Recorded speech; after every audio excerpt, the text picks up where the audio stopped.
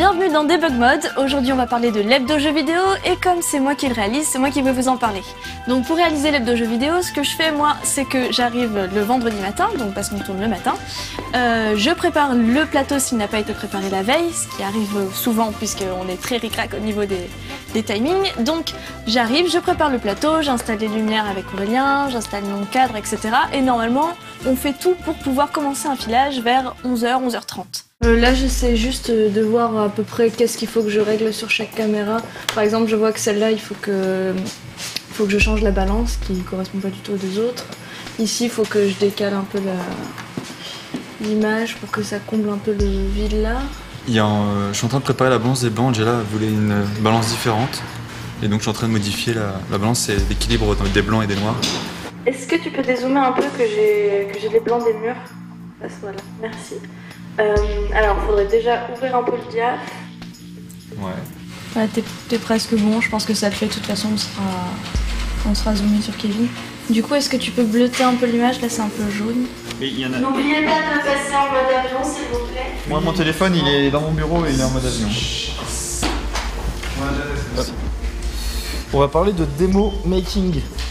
Parce que c'est un petit peu cryptique comme sujet. La démo-scène, voilà, bien prononcé comme ça.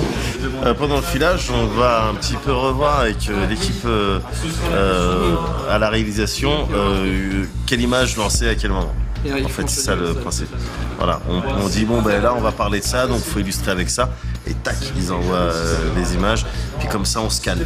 Parce que comme on tourne ça dans les conditions du direct, si on se rend compte qu'il y a un élément qu'on envoie qui finalement n'est pas bon, après ça nous met tous un petit peu dans l'embarras, donc on fait des tests avant. Donc ça s'appelle un filage. Donc il est midi, le tournage commence, moi je suis derrière la console, les signaux vidéo arrivent dans cette console, et moi ce que je dois faire c'est commenter en direct car c'est réalisé dans les conditions du direct. Donc il faut pas que je me trompe parce que sinon ça va se voir à l'image.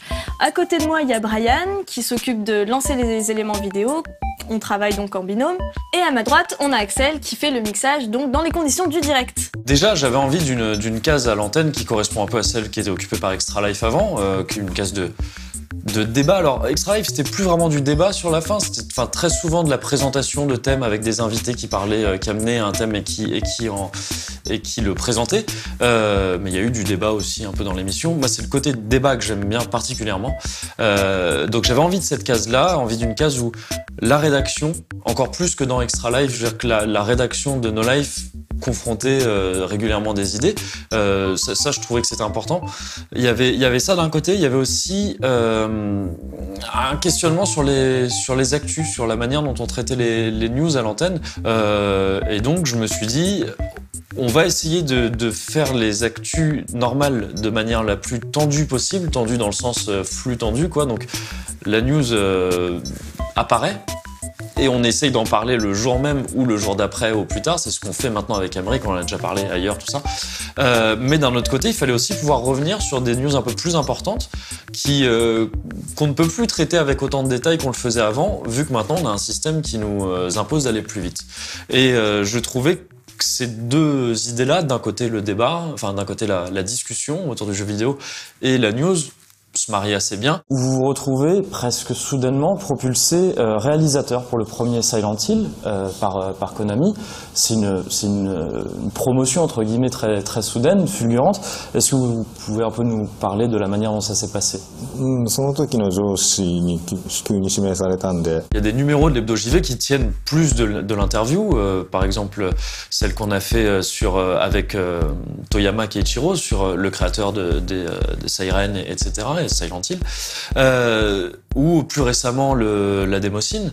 Et quelque part, c'est presque reposant hein, pour moi de faire ça. C'est beaucoup plus facile quand on n'est pas animateur professionnel comme moi de suivre un plan d'interview que d'essayer d'alimenter et d'animer un débat. Mais ce genre de format aussi où c'est plus de l'interview où quelqu'un vient présenter un projet, un jeu ou quoi que ce soit, c'est aussi très chouette, je trouve, j'aime beaucoup ça. Le fait que ce que j'aime bien avec l'hebdo JV, c'est qu'on puisse faire les deux. Est-ce qu'avec l'arrivée d'Internet, donc cet accès au savoir, cet accès au savoir de la programmation, ça n'a pas intéressé un grand nombre de gens à ce genre de choses?